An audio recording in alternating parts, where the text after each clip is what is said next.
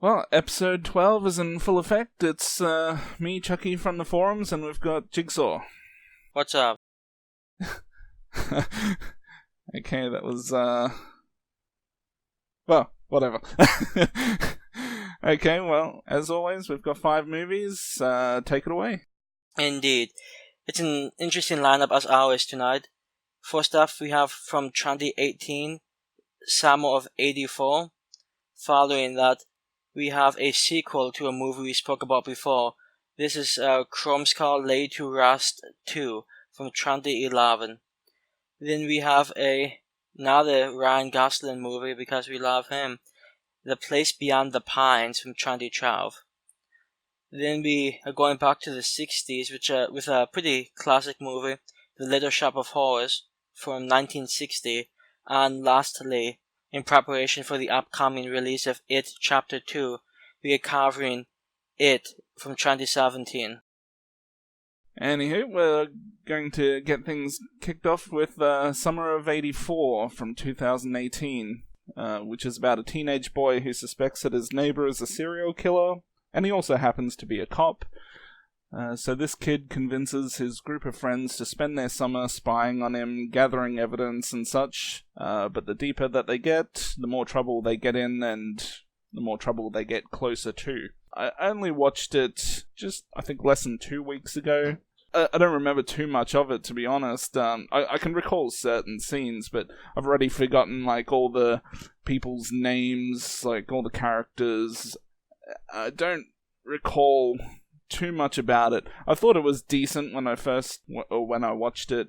For a movie, Summer of 84, I mean, I was born in the summer of 84, and it didn't necessarily feel as 80s enough for me. I don't know if that's to do with the style of everyone in the movie, or the music, or whatever it was. Like I said, I can't even really remember what the music was like in the movie. I just don't feel like it had a 80s aesthetic to it, or at least not enough for me for a movie with Summer of 84 as the title. But I do recall, having a decent time with it. It was okay.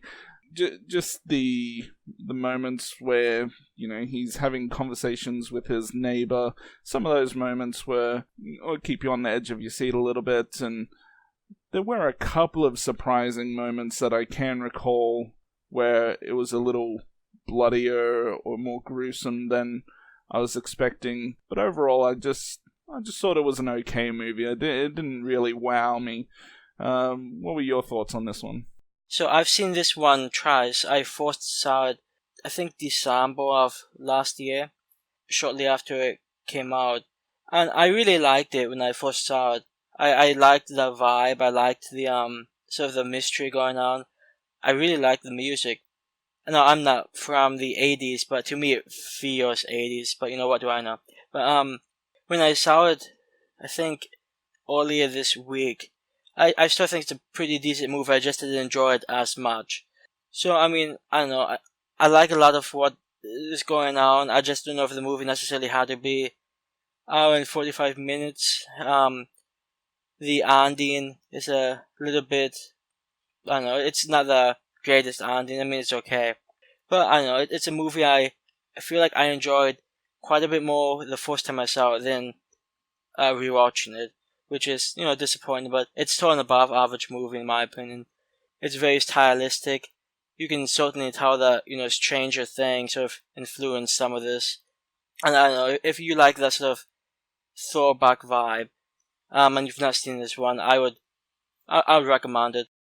I don't know if I have a whole lot to say about it, because, like I said, I saw this earlier this week, but even just a few days ago, I don't remember the characters that well. They're sort of like the generic, pre-teen, teen guys, and I thought, most of them did well with each other. But I don't know if there's really much in the way of, like, really memorable things in this movie, which is probably one of the drawbacks. Yeah, I mean, I had the same problem. I watched it, less than 2 weeks ago, and I can't recall a single name in the movie.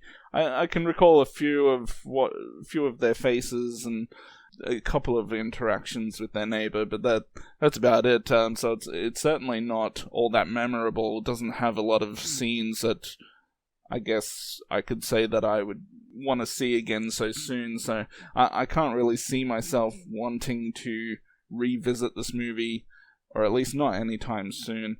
But I still, as a one-time viewing, I thought it was decent. It was okay.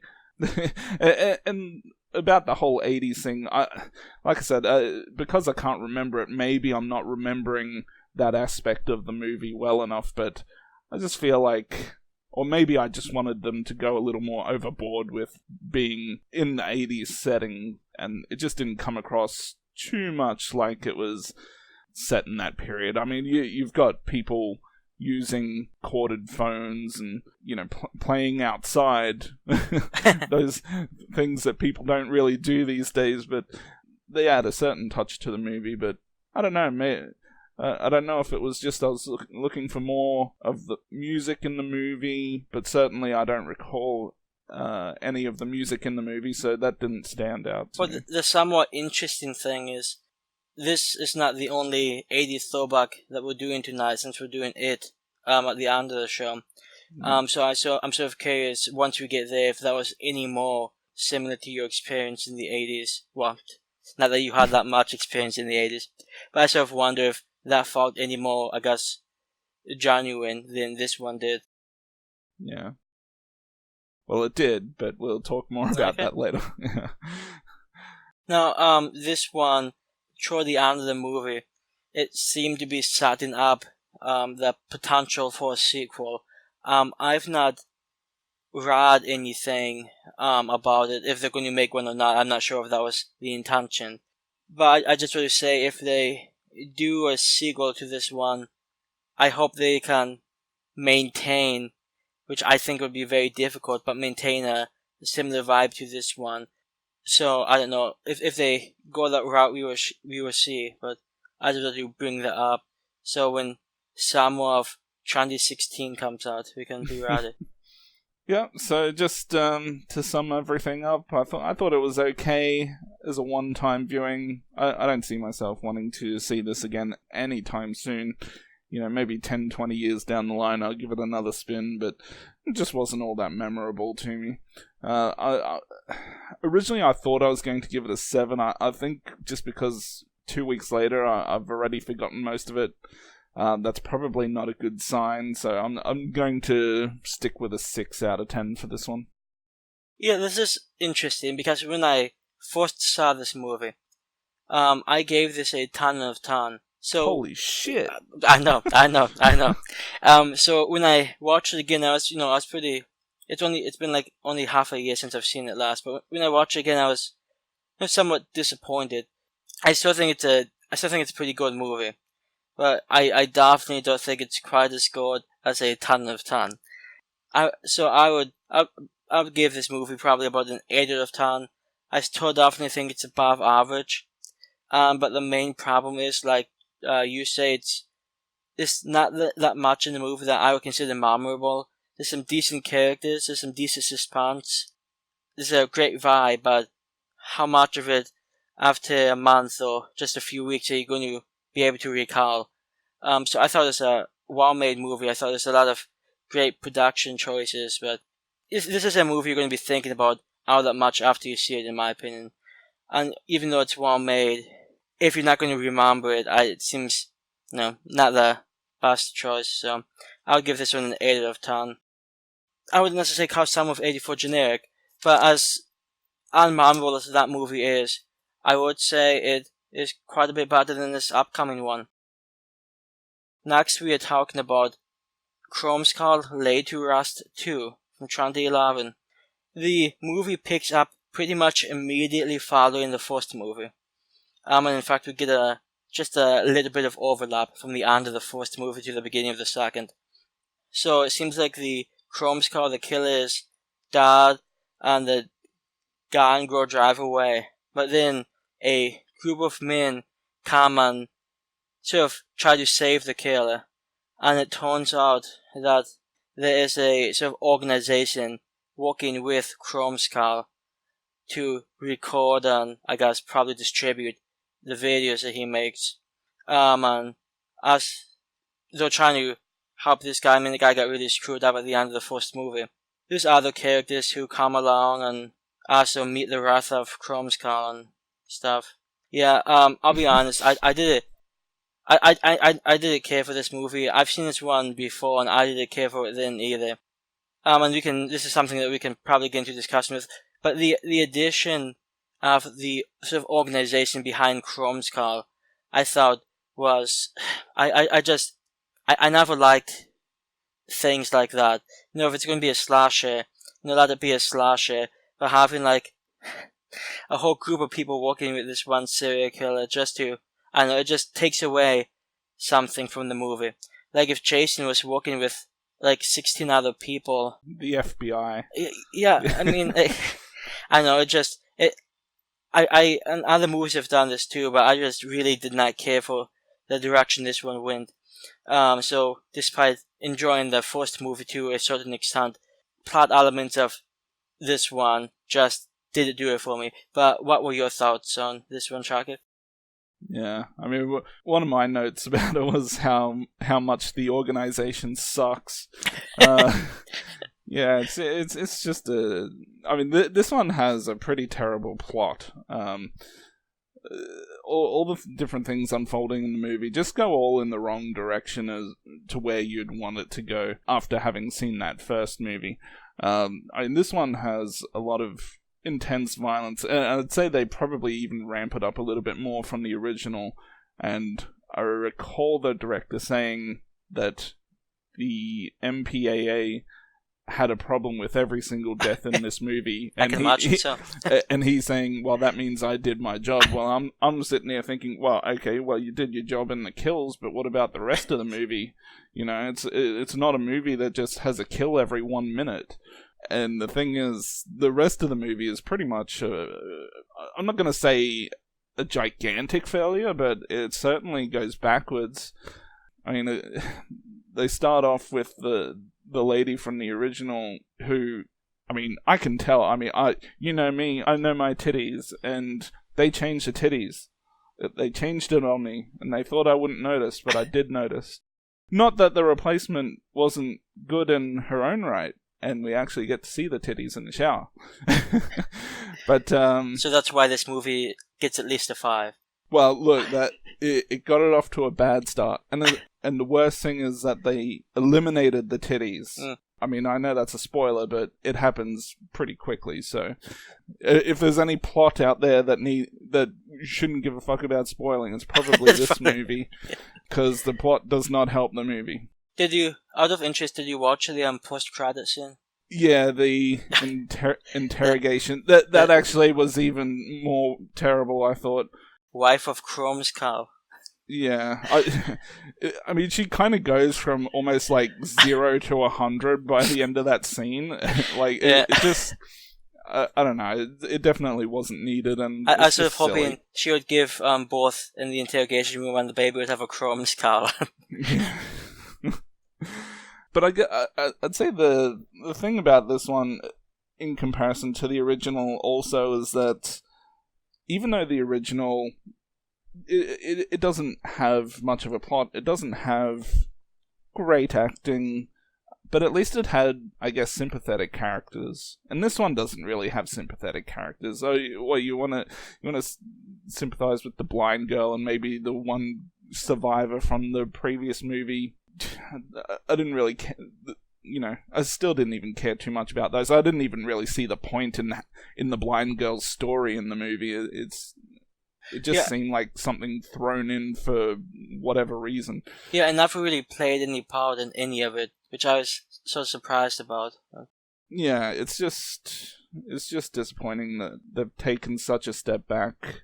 If you take the plot out of the movie, they're still doing a lot of the same things, you know, which still revolves around all these violent, gruesome kills. And even though I don't require a lot more from my slasher movies, you know, just taking the plot and flushing it down the toilet and making it so convoluted, and it just didn't help.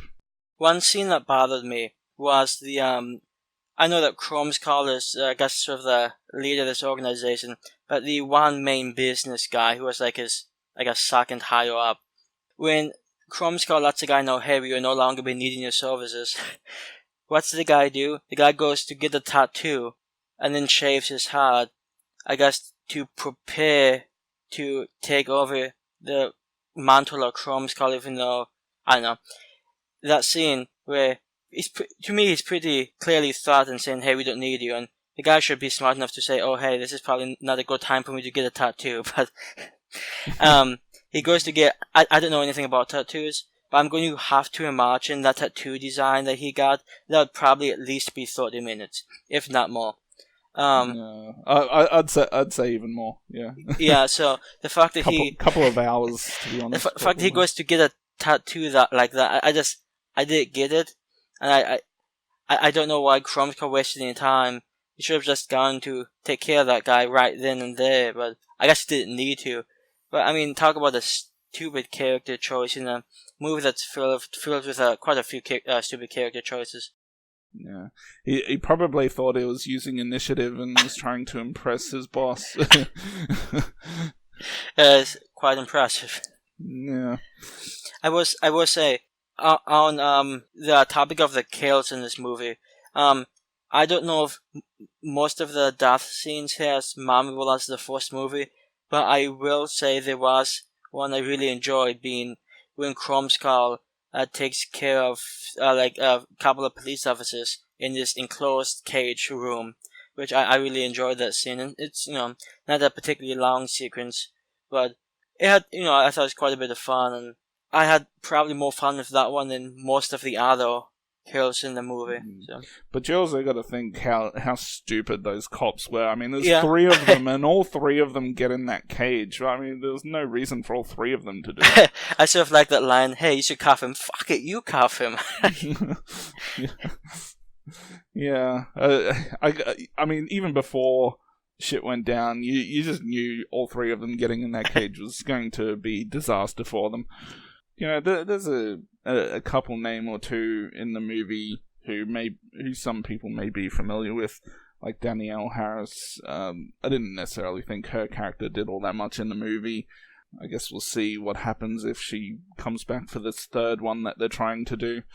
And hopefully the third movie actually, I don't envision them going backwards on this plot, but hopefully they can find a way to steer it back on course. Yeah, I mean, honestly, if they wiped out the existence of the second movie, I'd be okay with that. Yeah. I mean, I don't mind that now he's I mean, at the end of this movie, we see that he's in a very public boardwalk. Well, he's on, like, the Hollywood Strip or something. Yes. And, I don't mind him being out in the open like that. Yeah. I mean, like I said, the plot, they just need to not be so ridiculous with it. And I will say one thing that sort of bothered me about the end, and I don't know, the third movie, if it comes out, may be a very good movie. But it reminds me of the Hostel movies. The first 2 Hostel movies took place in Slovakia, and then for the third movie, they went to Las Vegas, and it completely ruined the whole vibe of my opinion, the Hostel series. So if this next movie is going to be, as opposed to like rural Texas or wherever these movies take place, it's going to be like in the middle of a crowded city. I mean, I don't know, it's just not going to have the same type of vibe. Now, I don't know if that would be a detrimental factor, but it's something I thought would potentially be worth noting. No, well, to be honest, they've already ruined the vibe in the second movie. Well, yeah, it's true. Yeah, Chromeskull is a sequel that I thought was pretty poor. It's not the worst sequel I've ever seen. I would actually maybe argue Vacancy 2 is maybe worse, but this one is not great. It takes away a lot of what the first movie does well, and while it has so decent gore, like Chucky and I say, the story is just pretty poor. This is definitely a movie I would consider below average, and I'd probably give this one a 5 out of 10. Yeah, it is a pretty disappointing sequel to what I thought was I'd say a good modern slasher movie. And this one just kind of takes everything from the original and throws all the sympathetic characters out the window and introduces a really stupid backstory or plot. And yeah, the plot is what actually makes this one worse. I'm going to give it a 6, which may be a little generous still. I'm not sure. But I gave the original one an 8, and I think that's a fair indication of the drop-off between the two. Hopefully that third movie does kind of get back to the vibe of the original, and it doesn't get too much more crazy with its silly plot. Speaking about silly plots, what movie is? Love the segue. Okay, so the next movie up is A Place Beyond the Pines from 2012. So it's about a motorcycle stunt rider who finds out he has fathered a child with a woman in a town that he had visited not too long ago in the past. So he turns to robbing banks as a way to provide for his, provide for the woman and his newborn child. And then he collides with a rookie cop who is navigating through a department ruled by corruption. And I guess if I give away much more than that, it's probably going to lead to spoilers. Yeah. Because, there's a lot of unexpected things, I think, that happen in this movie. Or at least you wouldn't have expected certain people to disappear from the movie so suddenly. I mean, just like you've kind of got your John Goodman thing going on, where you tend to love a lot of John Goodman movies. At least around this time, I was actually, I guess you could say, I had a bit of a Ryan Gosling fetish. So I was watching a lot of his movies around this time. I saw this one in the theater, and it was roughly, in fact, I think it might have been a month or two within seeing Only God Forgives in the theater. So they both came out, at least in Australia, roughly around the same time. And yeah, I like this movie. As you know, I love Only God Forgives, and also Drive, which Ryan Gosling was in. That was a really good movie.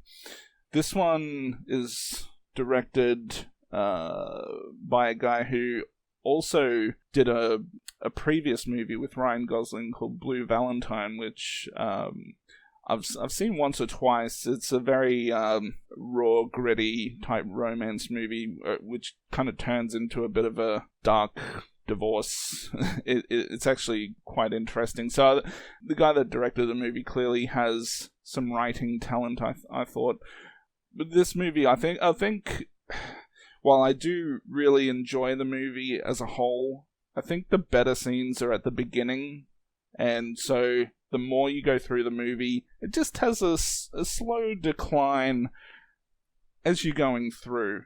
Yeah, and I guess all the way up till it gets to its ending, while it's grown on me a little bit over time since I saw it. I remember in the theater, once the credits come up, I'm like, seriously, is that how you're going to end this? I mean, give me something a little more. But now that I've seen it a few more times, I'm like, yeah, I guess, how else are you... I don't know how else I was going to end that. What did you think of this one? I thought it was a decent movie. It was well made, the cast is pretty decent. The movie takes some turns that you would not necessarily expect, and then something like maybe 40 minutes before the end of the movie, you get the multiple years later time skip, which is that's a sort of like a kick in the face. But the movie goes interesting places, does interesting things, and I mean, honestly, well, it's a movie I thought was pretty well made. I thought the story was decently well written. I don't know how much I enjoyed it past a certain point. I really enjoyed the police officer trying to deal with the corruption within his department. That was probably one of my favorite portions of the movie. But then the stuff before and after, none of it necessarily blew me away. Partially because Ryan Gosling's character was just a very difficult character in my opinion to like. Yeah, he could have certainly dealt with his situation in a different way. I don't know. The after the time skip, I still enjoyed the story, but it wasn't necessarily quite what I was looking for. And to be honest, I'm not quite sure what I was looking for, but I know that wasn't it. I think the movie has good selection of songs and has a good musical score by Mike Patton, who I'm not sure if you're familiar with Mike Patton. You may be, but he's got a bunch of different musical acts. He's been in some really popular bands, and he's a little hit or miss with me in terms of the different bands that he has. Some of them I really enjoy, some of them I don't care for, but I think the music in this movie is really good, and I can be quite swayed when it comes to music in movies. Like, having good music in a movie can be the difference between a 10 out of 10 and maybe a 7 out of 10. And that's just something I wanted to highlight, because there's a bunch of different moments during the movie which I think are somewhat elevated with his selection of music. And yeah, the one track in particular, the Snow Angel track, which it suits the movie really well, and that's something I enjoyed. Yeah, I'll be honest, I don't think I ever actually noticed the music. Wow. Someone has to get the fuck out. I mean, on the upside, that means I didn't think it's particularly bad. I guess I don't know if it necessarily added much. I mean, honestly, the story itself is engaging enough. So I don't know if, really good music would have really changed much. I mean, it's a good movie anyway, so what more do you need? I'm about to give away a spoiler here, just because I thought there was a somewhat funny moment in the movie. So just, if you don't want a spoiler, just mute for 30 seconds or whatever, but I mean, when Ryan Gosling's character gets shot and killed, and he's laying there with a pool of blood kind of expanding from his head, yeah. these other cops are coming up saying, like, put your fucking hands up and stuff. I don't think he's gonna be moving anytime soon. I think that might be protocol. Yeah, I think so. I just thought it was funny, being told to put your hands up when you're dead. So. Yeah, that sort of cracked me up too. His guy, It's not like it's hidden like that. There's a bunch of blood pooling around his hat. Yeah, that's cops for you. Yeah, but I mean, a lot of people who listen to movie reviews and everything, some people just like hearing reviews about movies they've already seen. So I'm guessing the majority of people, at least if they're listening to this one segment, they've already seen the movie and probably know what happens. I just thought that was kind of amusing.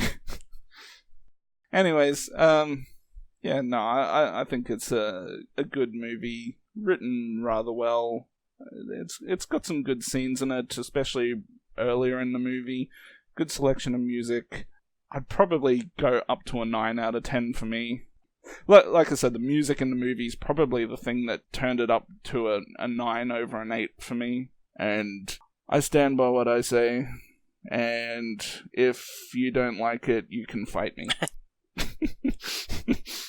I mean, my rating's not going to be too different from yours. I thought it was a pretty decent movie. I enjoyed the story. My two favorite parts of the story was probably the whole corrupt police sort of subplot, and then toward the end, and this is going to be somewhat random, but there's a character who's running for Attorney General of, I believe the state is New York, and that character didn't necessarily get a whole lot of screen time with his campaign, but me being a big fan of politics, I sort of liked seeing what his campaign was doing to get him to potentially win the Attorney General seat. So, very, very small thing, but that moved the movie up to an 8 out of 10. I thought your favourite scene was when Ryan Gosling was dancing with the dog to Bruce Springsteen. I actually think that might be one of my least favorite scenes. I mean, not because the scene was necessarily bad, but I feel like that he and that guy, I didn't much care for the relationship. Like, it was so random. They meet each other when one's biking and one's like, ATVing, and like they just strike up a friendship / he's my boss now, and hey, let's go rob banks. That does not sound like a healthy relationship, in my opinion. Yeah, well, neither of them look like healthy people. I did like Ryan Gosling's mini tattoos, though. They were well done. Well, there's ratchet tattoos, yeah. They look like they're made with a home kit or something. I just know, though, there's somebody out there with those exact same tattoos. And probably wears their shirts backwards like he did too, which annoyed me. Yeah, I did. Yeah, I noticed that he was. What was his stage name? Handsome Luke. I think so. Yeah. I I get it, but I wouldn't necessarily go out of my way to call that guy handsome. I'm sure there's a lot of women out there who disagree. Indeed. And some men. I was just about to say, because, it's number one fun.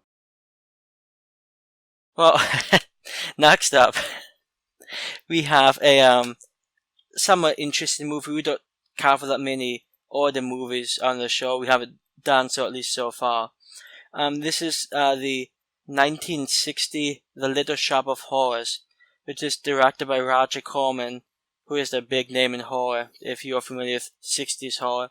The story is basically this one weak guy who works in like a florist flower shop, has a somewhat unique plant, and he's trying to get the plant to blossom and be strong, but he's not sure what the plant needs. He's tried fertilizers, he's tried all types of things to get the plant to grow, but he's not having any success until he finds out that the plant needs blood to help it grow. And then, because he wants his plant to grow and he wants to keep his job, he attempts to get as much blood as he can for this plant through a lot of small, somewhat comedic misadventures. That's one thing that needs to be made clear, by the way, when talking about this movie. It's very much a comedy horror, and some of the comedy can be pretty goofy, which you might expect from a 60s movie. But yeah, if the movie has one downside, it's some of the over-the-top comedy they did. That said, I actually find this a pretty enjoyable movie. I've seen this one like 5 times or so. I have it on DVD. I've had it on DVD for like 15 years. And so I've seen it quite a few times, and I enjoy it. But before I talk about what a wonderful movie it is, what were your thoughts on this one? This movie, and also the remake, I've been well aware of these movies existing, but I've never watched them before. And I mean, I've just never, I guess based on what I've seen or what I've heard, it's just something that's never really interested me. But when I saw it on your list of potential movies to talk about, I thought, if there's any time in my life where I'm going to watch this movie, this is probably it. And also the fact that it was one of the few movies that I hadn't already seen that I did have access to, through Amazon Prime. Now, as I was looking on Prime, they actually have 3 different versions. I watched the one that's in color just because I knew that would probably be the most, well, I guess the version that I could potentially enjoy the most. Yeah, I was going to ask you because I know there's a colorized version of this movie. Now, I've never seen it and I never want to see it, but I know that you are not necessarily the biggest black and white guy, so I sort of wondered if that is what you went for, and you did, so. Yeah. Hopefully the color was okay. I have no idea what it looked like when it was colorized. It seemed good. I'm not sure. I guess one of the other versions was just the original black and white version, but I'm not sure what the third version was. I don't know what that third version contained, but they all seem to have very similar run times, so I just went with the color just because I thought, I'll give it the best chance for me to enjoy. So, I mean, obviously it's quite a classic movie, but for me, my opinion on a movie based on its status in the horror community or in the movie community in general, that kind of just goes out the window. It really doesn't affect me at all. I could be watching Halloween or, some cheap, shitty slasher movie, and I'm going to give them both the exact same chance to entertain me. I mean, this one, the story it's interesting, it's okay, but I mean, the movie, it is like a dark comedy, so, I mean, if I'm looking at it from a horror perspective, there's nothing really scary about it for me. I mean, even if I was a kid watching this movie, like a 7-year-old kid, I don't envision that this would have even scared me back then. So, we can turn it over to the more comical, goofy side of the movie. While there are 1 or 2 kind of scenes that are amusing, it doesn't really succeed on that level for me either. The one scene in the movie that I may actually potentially go back and watch just for that one scene is the one including Jack Nicholson, just because I mean, his character is just so zany and such a weirdo. Is that scene I thought was quite amusing. But other than that, the only other thing that I kind of found enjoyable, I guess, was just the brief moments of Dick Miller seasoning the flowers to eat. Unfortunately, I believe he died earlier this year. Unfortunately, I believe it's in January of this year, yes. But yeah, I thought just every now and then him coming into the shop and I don't know if it was salt or pepper or whatever he was putting on the flowers just so he could eat them. That was kind of amusing as well. It's somewhat interesting I think it's interesting to note that Roger Corman had a movie that came out the year previous to this, in 1959, titled A Bucket of Blood. And the plot's, it's a pretty similar plot, but the star of that movie happens to be Dick Miller. So he has worked with Corman before, so it was nice to see him bring Dick Miller back for this one. And of course, if you don't know, Dick Miller is a pretty famous face in horror and just, I think, movies in general. He was in Gremlins, I believe The Howling, and Terminator. Yeah. He's doing, quite a few things. Very famous face, and I really enjoy seeing him in pretty much anything I see him in. And of course, Jack Nicholson, really young Jack Nicholson. I think this is only his maybe fourth movie. So he was his zany character, sort of nice to see.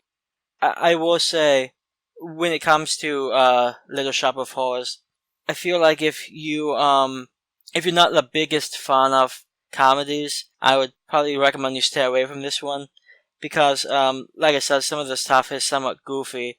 I can deal with a lot of it. I'm not a big fan of like goofy comedy, but given that this is from the 60s, I was okay with it. But there were a few scenes that went over the top, like the whole, like, when you're sort of like mind controlled by the plant toward the end of the movie. I mean, it was sort of funny, but then it just went on for a bit long, and I don't know how much of that I needed. Mm. And I mean, when I was watching this movie, I think I had a bit of a revelation. At least I think I may have pinpointed at least a part of why I don't tend to enjoy older movies. The movie we just talked about previously, where I was talking about music and how much that affects my enjoyment of a movie. In this one, the music in the movie just sounds like a lot of other, like the type of music you'd hear in all these other older movies, and I think it's before a period where music really upped its game in movies, I think. And that's probably another big portion as to why I don't enjoy a lot of these older movies. Just a lot of the music sounds very much the same to a lot of other movies from the time. Feed me. How did you feel about the voice of the plant, out of interest? It was okay. It didn't really do much one way or the other for me. Out of interest, so you said you have not seen the 86 version of this? No, so but now that we mentioned that, I think potentially that one may be somewhat enjoyable for me if I decide to give that one a spin. Yeah, I've not seen that one. I do know it's if I recall, I believe it's a musical. Oh, if it's a musical, then that's probably going to drop points with me. I'm not a huge fan of musicals. I'm pretty sure the plant has a song, but I can just hear you shouting. Oh God. It might be worth checking out though. This one though, like I said, I've seen this one, quite a few times, and I sort of like how it's sort of rips off Dragnet and other cop shows from the late 50s, early 60s with the first person narration. I thought it was sort of funny. It's not like laugh your ass off funny, but I thought it was sort of funny. And there's a few scenes in here that I think like what's the guy's name, Mushnik, the guy who owns the flower store. That guy, like pretty much any other time he spoke, it sort of had me cracking up, because he was quite the exuberant individual. Like when he told the main character, You don't call me Mr. Mushnick, you can call me Dad. Like, it's a sort of a creepy thing for a boss to be saying to an employee. But, I don't know. I really enjoyed that character, and there's, even though the main character himself wasn't that interesting, I thought there was enough in this movie to keep my interest going. So I think the movie does quite a few things right. I don't think it's a great movie. And like I said, I've seen it quite a few times, and I'd probably give this around an average rating, which for me is a 7 out of 10. Yeah, I'm going to give it a 3. Yeah, I have no desire to watch it again. Now, the interesting thing is, if you had seen this in black and white, would that have gone down to a 2 or a 1? I don't think it would have affected the score, actually. I have a feeling it still would have been a 3, unfortunately. And like I was saying earlier, the only scene that I would care to see again is Jack Nicholson's scene, just because I thought that was really enjoyable. But I don't need to watch a whole movie again just to see that scene. I'll just watch that scene on YouTube and never watch the movie again. Mm. And like I said, Dick Miller eating the flowers, that was amusing, but that's not something I'm going back to watch again.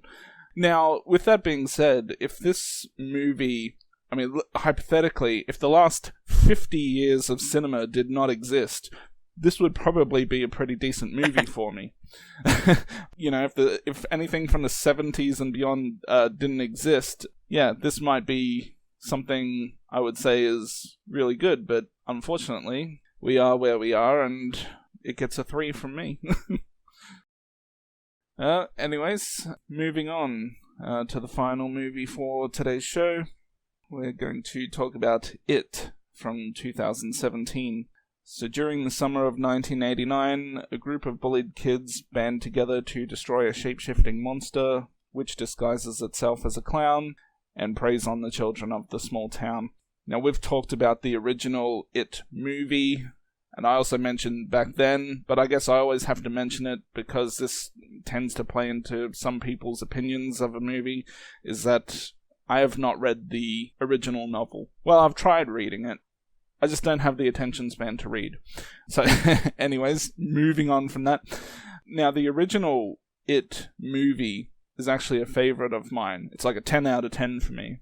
And this remake, surprisingly, I mean, I was going into it thinking it would be pretty good, but I didn't expect it to be or at least, you know, rival the favoritism I have for the other movie, and this one actually does.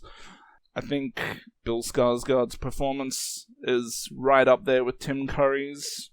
I don't know if I'd necessarily say it's exactly as good or better, but I think it's right up there. The kids in the movie are pretty great. They're likable. They have their funny moments, and yeah, I think it harkens me back to my childhood days and, you know, having your group of friends, and brought up some good memories back then as well. And I think another thing is that they really did a good job with the music in the movie as well. I thought the score for the movie was pretty excellent. When we spoke about the 1990 version of the Stephen King novel, I spoke, you know, just mentioned a few things about why I thought the 90s version did good and how it compared to the novel. And for this one, that discussion is also going to come up a bit later. I think this movie is quite enjoyable, but there are some things in the movie that I didn't quite care for. And having seen this one, I think maybe 3 or 4 times now, I can pretty much say that the movie's not quite as good as I thought it was when I first saw it in theaters. Some of the choices they make with some of these characters, some of the kids, just rub me the wrong way. If you look at the character like Mike, for instance, he's pretty much useless throughout the whole movie. Doesn't really add that much until like the end, and even then, I mean, it sounds like it doesn't really matter. And you know, it's just a few characters that don't really do much, and I really like, you know, Richie. I think Richie's a fantastic character in this movie. And he had such great lines, like pretty much any time he spoke.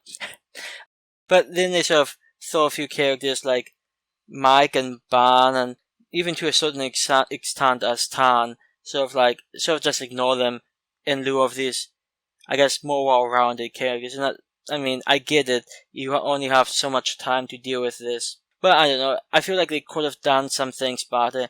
And if they had made this movie like maybe 30 minutes longer, I think the movie could have had the potential to be like really fantastic. But as the movie is, it's a good movie. I just don't think it's quite as good as I used to think it was. Get the fuck out. I know. Well, let's talk about one thing. The whole rock fight. I actually think the rock fight in the original 90 TV miniseries, I thought that was done a lot better than this one was. This one was played, in my opinion, was almost purely for comedic fact. Like, and they had that, I think it was, forget if it's an Anthrax song or Omega Death or some thrash metal band, I forget who it was, but they had that Rock War! Yeah, you know, they have that song playing, and then they have that one slow motion, I forget what he said, it's like, fuck you, bitch, or something, like, I mean, I think the 90s version was done a lot better than this one, and there's just a few things also in this movie that rubbed me the wrong way, which I will talk about each and every one in great detail as we keep going. You can talk about them right now. Then let's do so. The scene with Beverly and her kitchen sink, when the blood squirts out of the sink. One of the reasons why that scene sort of rubbed me the wrong way this time around was in both the book and the 90s version, once her friends find out, other friends they go to clean the bathroom together and take care of it. And in this movie, they just leave Richie out of the whole thing. So, it was just sort of a kick in the face to the whole friendship they're supposed to have. Any others? You got any more complaints about this? Just a few. When they go to the house on Neilbert Street, they leave, I think, was it 3 of them or was it 4 of them out for the lookout? Yeah, because I think Bill, Addie, and Richie went in, and pretty much everybody else was left outside. And now eventually they come together and deal with Pennywise. But just sending the 3 of them in, I mean, that's such a... I mean, in the book, they all went in together, and I just thought that camaraderie in the book, and they didn't even deal with this house in the 90s adaptation. So I'm very happy they brought it in.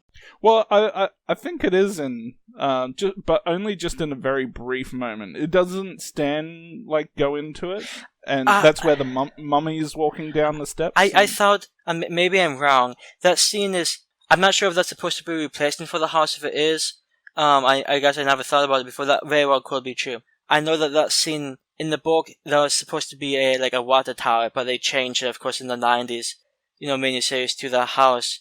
The details from the book, I would say it's probably not the same house, but at the same time, they may mention in the 90s movie that, hey, it was on Neighbor Street, even though it seemed to be not on any street. I don't know. Yeah. I mean, a lot of my, I guess, quote-unquote complaints, I still give this movie a really high rating.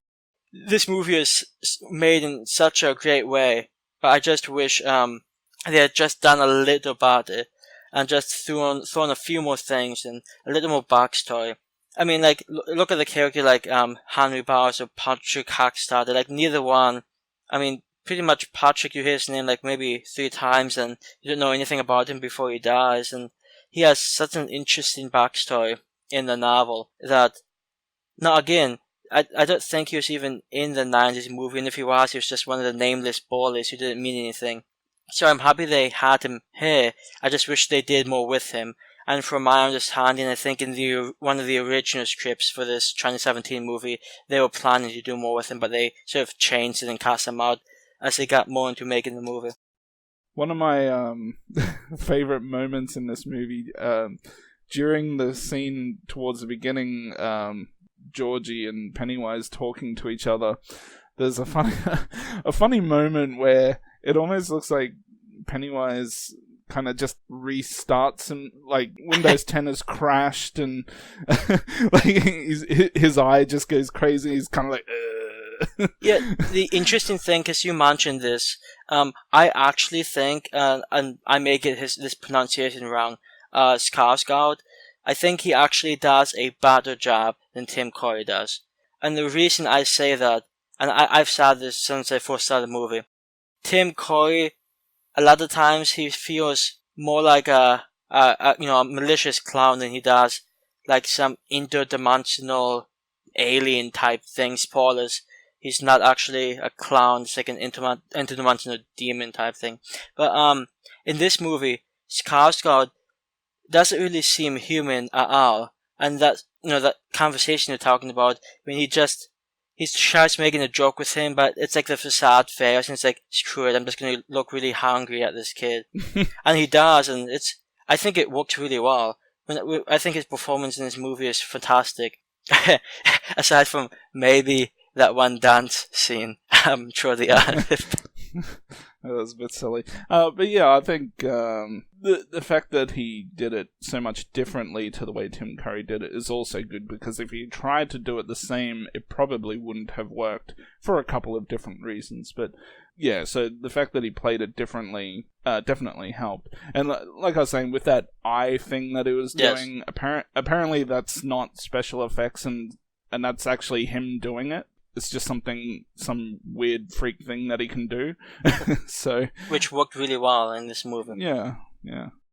Hopefully the sequel is about as enjoyable as this one was. I'm not. I'm a little worried, just because I know part 2 of the original one didn't go so well, and I don't know if this one's capable of, like the second chapter, capable of matching what we saw in the first. So I would say I know that some critics have seen the movie, and from my understanding, get somewhat mixed views, which isn't surprising. So I'm somewhat hopeful. This movie, the 2017 movie, is made pretty well. So I expect. I mean, if it's worse, I don't think it's going to be like a lot worse. It's not going to be like a Chromeskull 2 type situation. Like, it's going to be close to like maybe hitting where it's supposed to be. So, if you give this one whatever rating you give it, like at worst, hopefully part 2 is like maybe just a point less. So, I don't know, I'm hopeful. I just want to talk about one more thing. It's not necessarily a problem with the movie itself, but how they went about to make the movie. In the book, one of the most unique parts about the book for me is how it goes from current day, which in the book is 1985, to the past, which is like 1958. And it sort of goes back and forth, and, throughout the book, it's a long book. It just fills in the story of what happened between the past and the present. And I thought that was such a unique way to tell the story. And they did the same thing in the 90s movie, with part 1, after they got the phone call, it sort of flashed back to their experience with Pennywise. And, it was somewhat cheap because it was a television production, but it was still pretty true to the book.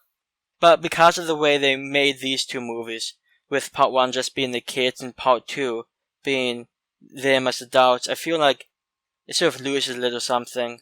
And I know that they're probably going to be throwing in some flashbacks in part 2. I've heard some things, which I'm not sure verified or not, that there's a few additions that weren't in this movie that are going to be mentioned in the second part. So if they do that, that'll be good. But I feel like it loses a little something in the storytelling by focusing purely on them as kids and then purely on them as adults. So it's not something that deeply impacted my rating, but it did further solidify my love of the novel, which I highly recommend to any fan of horror movies. If you happen to be a reader and you haven't read Stephen King's It, I would highly recommend it. Yeah, so a remake of one of my all-time favorite movies, and it exceeded my expectations in pretty much every way. Skarsgård's performance is great, the kids are great, the music is great. Everything is just great to me. So it gets a perfect 10 out of 10 from me, and I'm just holding on, hoping that the sequel, which is due to come out very shortly, is at least going to be I don't expect it to be as good, but I'm hoping to get, hopefully, like a 9 out of 10 type movie from it, but we'll see. Yeah, I think this movie does a lot of things right. There's a lot of creepy scenes. I think the library scene, early on with Bond, I think that's one of the more interesting ones, and that was completely new. So, I mean, there's some creepy scenes in here.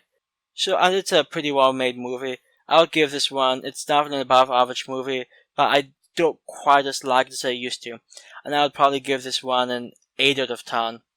That library scene, now that you mention it, and I'm sure it's intentional, but that lady in the background that's kind of just standing and staring at him. That's something I didn't notice the first time I saw the movie, but when I watched it the second time, and it might have been pointed out to me before I watched it, but when I watched that scene, I noticed, that woman just standing behind him, sort of staring at him, and that's sort of creepy. And it sort of makes sense in the context of the story, because Pennywise sometimes does sort of, not necessarily possessed, but his entity is fault. So, I mean, and he sometimes did use people like that. So, there are some small, a little more subtle scenes if you look out through the movie. Speaking of which, when Richie goes into the room full of clowns, you can pretty clearly see a sort of a Tim Curry Pennywise puppet. Yeah. Which, I think sort of a nice little reference to the 90s version. What is your favorite zombie movie from 1955? That's very specific. I probably haven't seen any from 1955. I actually don't think any exist, so you're okay. I mean, even asking me what my favorite movie from 1955, I won't even recall what movies came out that year. So. I think Revenge of the Creature, the second Creature from the Black Lagoon movie, came out, so that's pretty okay. I'm currently watching the fourth Nightmare on Elm Street movie, so that's always a fun series. I think things start going downhill with movie 4, which is the Dream Master, but I think it's a pretty fun movie.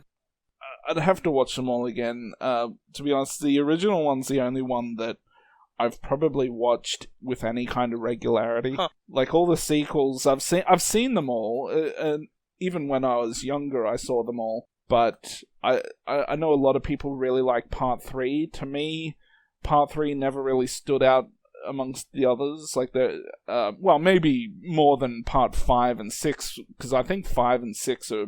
5 has to be one of the worst movies in the franchise. That's where there's a noticeable drop in quality, I thought. But comparing Part 2 and 4 and 3, I think they're pretty similar in terms of enjoyment for me. If by similar in terms of enjoyment, if you mean Part 4 is obviously worse than Part 2, and Part 3 is obviously better than Part 2, then I agree. I'll have to watch them again and just see.